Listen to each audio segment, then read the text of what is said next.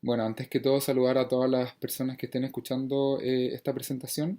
Mi nombre es Agustín León, soy interno de séptimo año de la Universidad de Santiago de Chile y presentaré el caso clínico titulado Métodos diagnósticos en carcinoma escamoso cervical metastásico de tumor primario desconocido en pacientes jóvenes sin factores de riesgo. ¿Se justifica ampliar el estudio? A modo de introducción, las masas cervicales son un desafío clínico, un escenario clínico al que todo clínico o clínica se verá expuesto durante su práctica profesional. Dentro de nuestra evaluación inicial, que incluye tanto examen físico como anamnesis, siempre tenemos que descartar un origen maligno, tumoral, que sea una forma de presentación de algún cáncer. Dentro de los cánceres de cabeza y cuello, la gran mayoría corresponden a carcinomas celulares escamosos. Estos se pueden manifestar hasta 46% de los casos como una masa cervical, como estábamos comentándolo.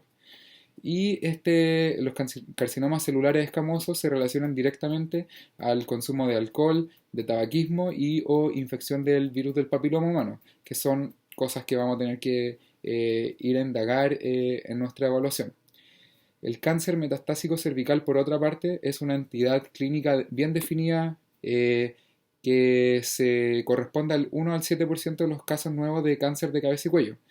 Tienen generalmente, como su nombre lo indica, un tumor primario oculto, que la gran mayoría de las veces es en el tracto aéreo digestivo superior, siendo en el 50 al 80% la ubicación en el anillo de Waldeyer. Su histología más frecuente, a su vez, es de carcinoma celular escamoso. Ya con esta introducción pasamos al caso clínico. El caso clínico es una mujer de 45 años, sin antecedentes mórbidos ni familiares relevantes. Destacar que no tiene antecedentes personales ni familiares de cáncer tampoco. Es una persona que no fuma, que no consume alcohol, no consume alguna otra droga, no tiene hábitos nocivos en el fondo. Consulta por un cuadro de 4 meses de evolución de un tumor cervical lateral derecho que fue creciendo rápidamente de manera indolora y que al momento de consultar fue porque hace cuatro días previos este tumor empezó a asociar a cambios de coloración local y a dolor. El dolor llegaba hasta EVA 8 de 10, era un dolor bastante intenso. Bueno, al examen físico durante el ingreso o la primera consulta, la paciente no hay ningún hallazgo relevante en el fondo y se le tomaron exámenes de laboratorio donde, bueno, otro de los diagnósticos diferenciales de cualquier masa cervical es que sea de origen infecciosa. Tenía una PCR 34.1 elevada, pero no tanto, y una leucocitosis leve de 10.900. Se le solicitó, como parte del estudio, se le solicitó una ecografía cervical, donde en resumen evidenciaba que había una masa sólida quística cervical lateral derecha, de partes blandas de 5 por 5 centímetros más o menos y de consistencia heterogénea. Se le solicitó entonces también un escáner de tórax, abdomen y pelvis, donde no hubo hallazgos relevantes. Se hospitaliza entonces la paciente para continuar el estudio para manejarla. Dentro de las medidas que se le tomó fue tomar una biopsia core, donde la histología ya varios días después arroja un carcinoma celular escamoso moderadamente diferenciado, con inmunohistoquímica que tiene varias tinciones que no detallamos acá, pero tiroglobulina y varias otras, donde en conclusión el patólogo sugiere que tiene un posible primario pulmonar, o sea que es más bien una masa metastásica, y o en segundo lugar de cabeza y orofaringe, ¿ya? Entonces estamos frente al escenario de un cáncer metastásico cervical con primario desconocido. ¿Qué pregunta clínica nos planteamos?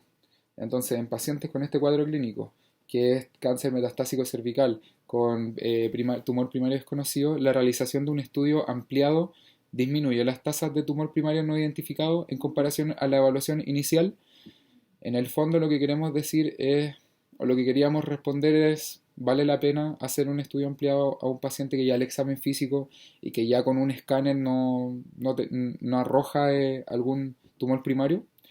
Entonces lo que hicimos fue buscar la evidencia en PubMed y la evidencia decía que como vamos a discutir un poco más adelante, que sí vale la pena. O sea, las tasas de MSCP, que es como está abreviado este cuadro clínico, disminuyen bastante, encontrando entonces el tumor primario en gran parte de los casos, hasta el 90%.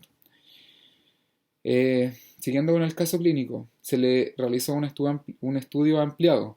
Se le hizo nasofibrobroncoscopía, una endoscopía digestiva alta, resonancia magnética del cerebro, se le tomó test de VIH, también PPD, pensando que podría ser TBC, PCR virus Epstein-Barr, también inmunohistoquímica P16, que tiene relación con este virus, y ningún examen dio positivo, o sea, seguíamos sin tumor primario. Se le tomó entonces también un PET-CT. El PET-CT evidencia un compromiso venoso cervical de vasos nobles cervical en el fondo, con adenopatías axilares secundarias bilaterales, hipermetabolismo de amígdalas y de médula ósea. Eh, Se le hace entonces por parte de otorrino amigdalectomía bilateral, se le toman biopsias y las biopsias tampoco arrojan que sea el posible primario de este cuadro. En el fondo, la paciente ya se le hizo un estudio exhaustivo, ampliado, completo, eh, por el compromiso venoso cervical y esta adenopatía axilares secundaria bilaterales, compromiso de médula ósea, ya estaba, se considera que la paciente estaba un poco fuera del alcance quirúrgico. Se presenta entonces a comité oncológico y la paciente accede finalmente a cuidados paliativos. A modo de discusión, la evaluación inicial de las masas cervicales malignas puede identificar el sitio primario hasta en un 53% de los casos. Acá dejamos la figura 1 que es de autoría propia según la información recabada en las distintas revisiones que chequeamos. La evaluación primaria entonces, que habíamos dicho era el examen físico y la anamnesis, encuentra el tumor primario hasta en el 53% de los casos. Después tenemos muchos otros estudios, por ejemplo, escáner y resonancia magnética combinadas pueden encontrarlo, aumentar esta detección en un 25 a 30%.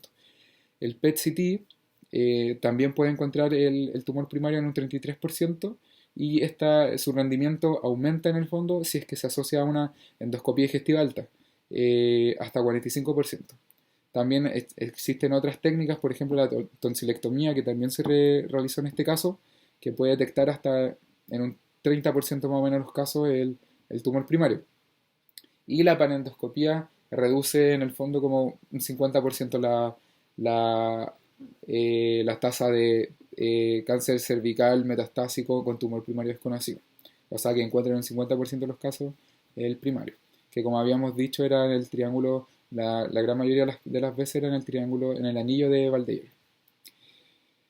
Ahora, como conclusión, podemos concluir que el estudio ampliado sí sirve según la literatura, según la evidencia, pero en este caso, lamentablemente, este caso cayó en el 5 o 10% de los casos en donde finalmente, pese a todo este estudio exhaustivo, de todas maneras no se encuentra el tumor primario. Perdón.